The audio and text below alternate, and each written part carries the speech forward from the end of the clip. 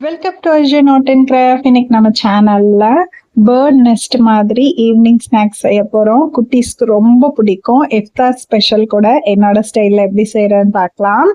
இப்போ இந்த தேவையான இன்கிரீடியன்ஸ் சொல்லிடுறேன். ஒரு 4 உருளைக்கிழங்க வேக வச்சு எடுத்திருக்கேன். ஒரு 50 கிராம் பன்னீரை துருவி எடுத்து வச்சிருக்கேன்.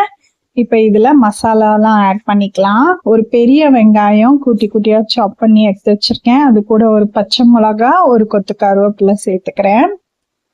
உருளைக்கிழங்கோட சேர்த்து நம்ம பிசைஞ்சுக்க போறோம்.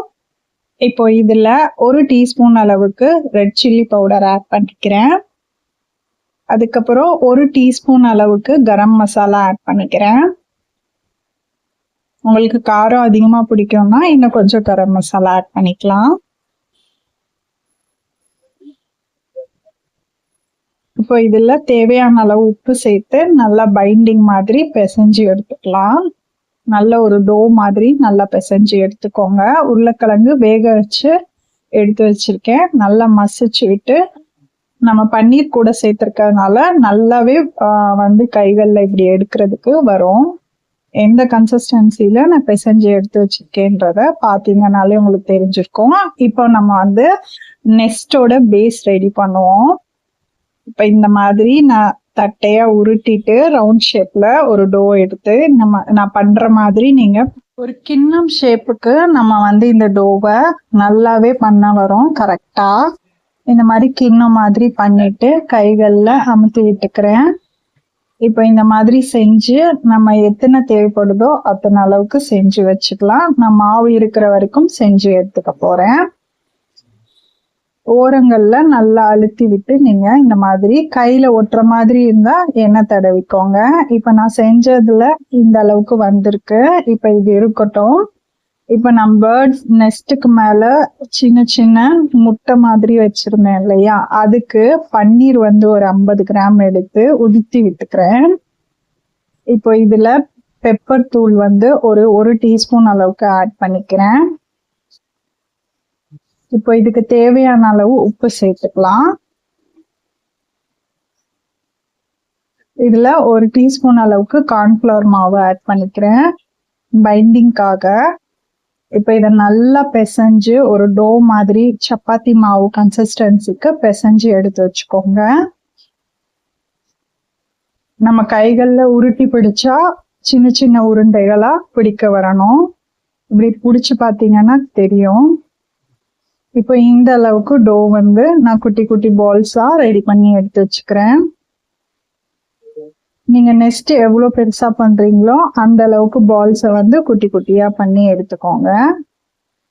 இப்ப நம்ம பண்ணி வச்சிருந்த பன்னீர்ல எல்லாத்துலயுமே நான் குட்டி குட்டி பால்ஸா எடுத்துட்டேன். கார்ன்ஃபிளவர் மாவு ஒரு 2 டேபிள் ஸ்பூன் எடுத்து ஒரு கிண்ணத்துல கொஞ்சோண்டு கரம் மசாலா ஆட் பண்ணிட்டு தண்ணி ஊத்தி நல்லா கலக்கி எடுத்து வச்சுக்கிறேன்.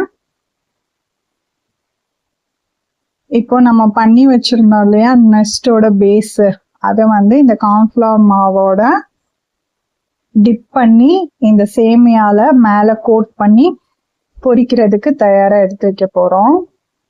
இப்போ இந்த கார்ன்ஃபிளவர் மாவுல இந்த மாதிரி நான் ஒரு பைண்டிங் கொடுத்துக்கிறேன். அதுக்கப்புறம் நான் சேமியா பெரிய சேமியா தான் எடுத்திருக்கேன். அந்த நெஸ்டோட டெக்ஸ்சர் கிடைக்கிறதுக்காக இந்த மாதிரி பண்ணிக்கலாம். நான் பண்ற மாதிரி நீங்க கரெக்டா பண்ணிக்கோங்க. எல்லா இடமும் ஒட்டி வர மாதிரி இதை எடுத்து இந்த மாதிரி ப்ரிப்பேர் பண்ணி எடுத்து வச்சுக்கலாம். ஃப்ரிட்ஜில் ஒரு 10 மினிட்ஸ் செட் ஆக விட்டுட்டு அதுக்கப்புறம் பொரிச்சிங்க அப்படின்னா இன்னும் நல்லா டெக்ஸ்சரா கிடைக்கும். நான் இன்னைக்கு உடனே தான் செய்ய போறேன். இப்போ இந்த மாதிரி நம்ம எல்லா இதையும் பண்ணி எடுத்துக்கலாம். உங்ககிட்ட சின்ன சேமியா இருந்தாலும் சரி, இல்ல இந்த அளவுக்கு சேமியா இருந்தாலும் சரி, நல்லா நொறுக்கி விட்டுட்டு இந்த மாதிரி எல்லா டோலையும் படுற மாதிரி பண்ணி வச்சுக்கோங்க. இப்போ இந்த பன்னீரையும் இந்த நெஸ்டையும் நம்ம எண்ணெயில டீப் ஃப்ரை பண்ண போறோம். நல்லா ஒரு கடாயில எண்ணெய் நல்லா டீப் ஃப்ரை பண்ற அளவுக்கு ஊத்திட்டு நம்ம இப்ப பண்ணி வச்சிருந்த நெஸ்ட் எடுத்து பொரிச்சு எடுத்துக்கலாம்.